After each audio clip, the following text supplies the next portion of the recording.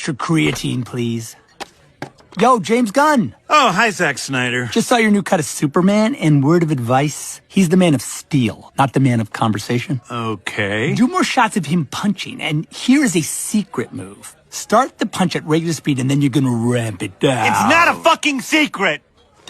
I'm sorry, Zack Snyder. I shouldn't be lashing out at you. Your biceps are the size of my head. Yes, but so is my heart. Let's go. Yo, it's your boy DJP, one half of the Real Life Recap podcast, and I'm back with another video from my Ask the Black Guy series. In the past, I have done videos on Marvel movies such as Captain America, Brave New World, I've done Thunderbolts, I've done Your Friendly Neighborhood Spider-Man, but today we are getting into the DC side of things with James Gunn's Superman.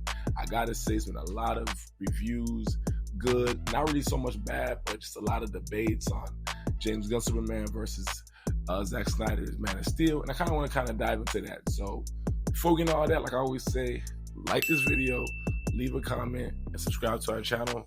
We appreciate you guys. Let's get into it. We just got out of seeing Superman. What'd you think? I'm kind of young, but I think that was the best Superman movie I've ever seen. I enjoyed the film. It's very good as far as it's definitely a comic book film. I loved it. I think this is one of those movies that if you're a Superman fan, you will be so happy. I mean, I would say that's my Superman. That was very comic book forward Superman, and that is what I've been wanting out of a Superman movie for a while. So let's get right into it. So I want to first start off this by saying, James Gunn, thank you for not wasting time with the origin story of this. I really appreciated how the movie kind of threw us right in the middle of Superman's everyday life, meaning he was already integrated into society. He already had the job at the Daily Planet. Him and Lois were already seeing each other. People seemed to know him. He seemed to have, some sort of a type of, family bond at work. It was cool. Obviously everybody else knew Superman on a daily basis. One of the examples from this was when he fought the robot in the beginning, he got knocked down into this crater, and one of the hot dog guys comes and picks him up and says, "Hey, you save us every day. Now it's our turn." I like that we were getting a Superman that was already established and not having to waste too much time and, just going along with this story that we've seen so many times in the last 20 years, from Superman Returns, from Smallville, from Lois and Clark, whatever. This was very nice to just see that we just got right into it. So that was one thing that I did like. Now, people need to get comfortable with the fact that, and I heard this quote, so I'm going to just borrow it. I don't remember what her name is. I'll see, can I find the clip? Henry Cavill's Superman was for men, but Gon's Superman is for boys. Zack Snyder. This Man of Steel was for men. James Gunn Superman is for boys. And I think what they meant by that is this movie is going to really awaken your inner child. If you remember the Adventures of Superman growing up on Kids WB, this is what you're getting, bro. You're getting a Superman universe that is very accurate. I say that because there's things that happen in this universe that's just everyday normal stuff. What I mean by that is you got the Justice Gang, you got Guy Gardner, you got Mr. Terrific, you got Hawk Girl, that pretty much come to this world on a daily basis. Whatever they do, they are already established. Things are already known. Crypto is a dog that's already known. Like, this is Superman's dog, has already been here. Supergirl's in this universe, which you don't notice until the end. So that was kind of a cool thing, where it's like everything's going on is already normal for him. So this is not something that needs to be dragged out with multiple movies to kind of start introducing other characters. So that's when I saw things like that. I'm like, damn, okay, this is kind of like watching Justice League Unlimited, where these heroes are already here. And this is cool. This is normal. Now, they can easily go the route of doing the whole Justice League thing again when it comes to the movies, but I think it'll be done better. If you saw Blue Beetle, if you look at the tone of that movie and you add it with Man of Steel or the Justice League movie, they didn't match. And that's why I was kind of confused. Like, I don't see how you get this very bright, I don't want to say, Iron Man-esque type of thing, but you got this very bright aura about this movie in Blue Beetle, and it just didn't fit. But when I saw Superman, I'm like, yo, this is gonna match up perfectly. The fact I was able to see Hawk Girl, Mr. Terrific, freaking Green Lanterns and stuff like that in this movie, like, this is beautiful. So I like the fact that this was like a kid movie. Like, this is like you being a little kid and like you want to see certain heroes and you're getting it.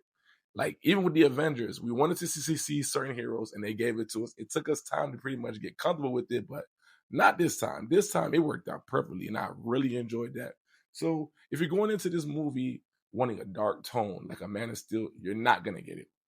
You're going to get a comic book accurate, as people say, type of movie that's going to really touch your childhood. It's going to really hit your soul. You're going to be like, damn, this is kind of raw.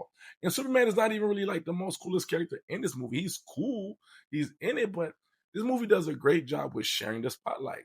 That's why I tend to tell people this movie is not really the adventures of Superman. It's like an adventure with Superman, because there's times where he needs other people's help and he gets other people's help. And they do a good job with, again, sharing that spotlight, letting this person shine for a little bit, letting that person shine for a little bit. You got characters like Jimmy Olsen, which is just a normal journalist there at the Daily Planet. He got his own shine over there where he was an interesting character. Mr. Terrific had his moment where I think he might have been the most interesting character. Crypto, for hell, he don't talk, but as a dog, funny as hell, interesting character. Loved it. Who else? Lex Luthor, great job. Kind of annoying, but his obsession with Superman and what you know from the comics, it was damn near accurate. It might have been a little too damn accurate, but his hate for Superman was really real though. You know, it was, I love the relationship that they had too, where, you know, Superman and Lex Luthor's like, they have a love-hate thing. It's like Superman would never kill him, and, you know, vice versa, Lex will try to kill him, but they had a nice balance of it. You know, every now and then Superman got to check on the way that he does, but it was really accurate, bro. I got to give it to him. I was highly impressed with it. Now, one of the characters I wasn't really too fond of was Lois Lane. Maybe she's just a good actor. Lois just kind of irritated me in this movie. I feel like they didn't even pick the right character for her. I don't know, man. I feel like the only show where I could say Lois Lane for me really exemplified what I thought Lois Lane looked like was, you know, The Adventures of Lois and Clark back in the day, where I think his name was Dean Cain. Man, that's the only time I looked at Lois like, this is what I think Lois was like. They failed to me to lock in a good Lois. She was a cool character. Obviously, you know, it's Lois Lane. She's very work driven. But this time, I don't know, she was being too pushy on the man and like trying to get the whole journalist story about Superman and whatnot. And she was kind of negative all the time and just being weird. I didn't really like her character too much. She kind of just got on my nerves a little bit. I mean, you know, towards the end, she obviously does redeem herself. And I do think the love story in this, it wasn't really too deep. I mean, they didn't really spend too much time kind of going through their love life. It kind of just seemed, like I said, you're already thrown into this world. So once they started having issues, it's like you didn't really see much of them. So I think the love story, they kind of lack in it. But again, I don't think you needed to have this super deep love story because it was so much more going on, bro. Like, you couldn't even keep up with this thing. So, you know, I don't want to say it was fast paced, but there was so many different avenues of story that they could have went. But I think they did a good job being interested in the more important things. And I'm going to say this too. In saying that, that's also a bad thing, because you did want to see more of Mr. Terrific. You did want to see more of Guy Gardner. You did want to see more of Hot Girl. They just didn't have enough time for it. So I hope that James Gunn does expand on the universe. I hope he doesn't get too caught up into every single hero he needs to explain stuff. I did like the way that he kind of just threw stuff in there.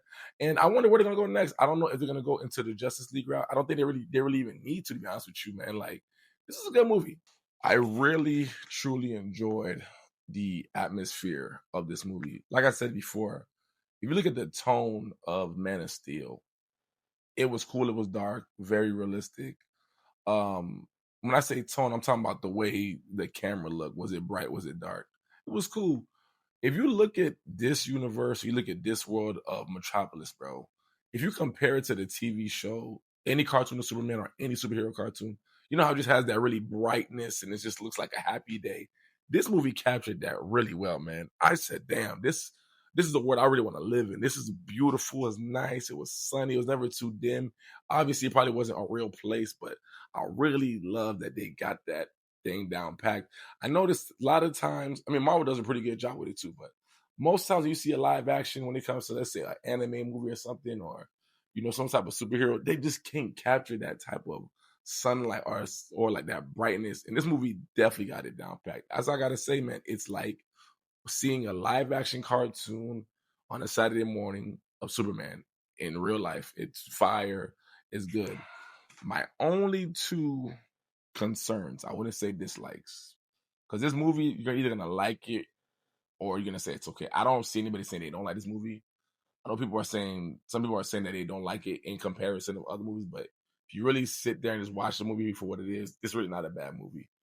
Only two dislikes that I kind of had was it lacked choreography in fighting. There's not really any moments in the fighting where you're going to be like, man, I remember when he did this, or damn, I remember that one scene. And I'm going to lie, the only scene you probably will say that you remember that you already saw in the trailer was when he did the like disco spin with the lasers. That's probably the only thing I can say that is really memorable. Everything else is really not like that. Like when you see Man of Steel, when he fought Batman, or not Batman, but in the Man of Steel or in Batman versus Superman, when they fought, that was a nice fight, choreographed. It was nice. It was cool.